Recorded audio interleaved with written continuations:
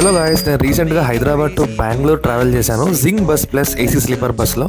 చాలా నచ్చింది నాకు ఈ బస్సు. చాలా కంఫర్టబుల్గా ఉంది ఏసీ స్లీపర్ బస్. అండ్ ఈ బస్లో ఎస్పెషల్లీ వాష్రూమ్ ఉంది అండ్ చాలా నీట్గా హైజీనిక్గా మెయింటైన్ చేస్తున్నారు. అండ్ హ్యాండ్ వాష్ అండ్ యూనిఫర్ యూరినల్స్ ఇది. సో ఇంటీరియర్ చూసుకుంటే 2+1 AC sleeper bus, left side double berth, right side single berth ఉంటుంది.